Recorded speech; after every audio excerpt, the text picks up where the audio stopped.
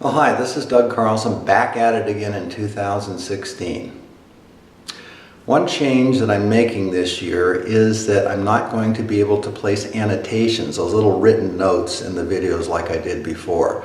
I've done that for years and it's been very helpful, but most of you are watching the videos on smartphones now, and those don't work anyway. They never did.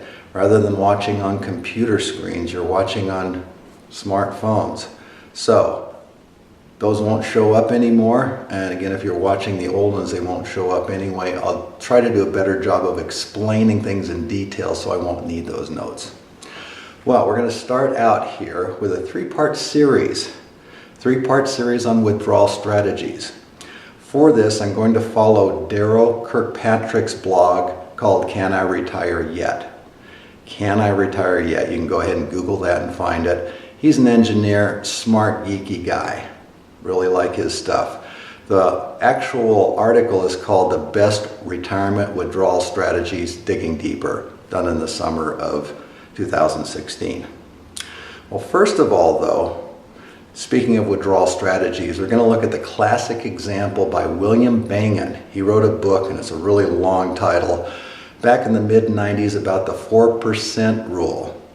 Well, what is the 4% rule? He stated that a couple could start taking out 4% per year of their retirement savings, indexing it up for inflation each year so it's in constant dollars, and for 30 years not run out of money. In almost all circumstances, here's the caveat, anywhere between 20% stocks and 80% stocks, and he's using index funds. The stock funds would be S&P 500 funds, and a combination of U.S. Treasury intermediate term bond funds.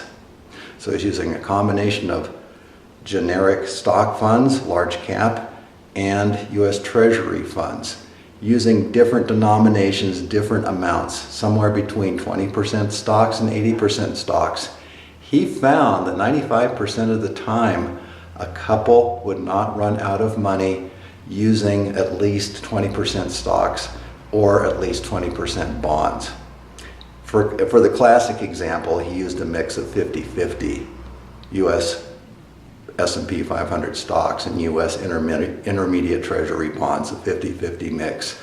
But basically, as long as you have at least 20% stock exposure, you're pretty darn safe over a 30-year retirement period to not run out of money with a 4% withdrawal strategy per year. Well, does that still work? You know, we've been through two really big recessions in 2001, 2002, and 2008, 2009. Does that still work, especially in the low interest rate environment? Well, the big financial gurus, Michael Kitces, Wade Pfau, and others, have attacked it in the last few years, or actually really looked at it in detail. Wade Pfau in particular, he's a very popular writer, thinks that maybe 3% withdrawal strategy is better. Well, that's very conservative. Do you have to be that conservative? Others have said no, 4% is still very safe because of blah, blah, blah, or whatever. So it's not conclusive. But we will be looking deeper in particular, and I think Darrow Kirkpatrick has come up with a really good way of analyzing things. That'll be in parts 2 and parts 3.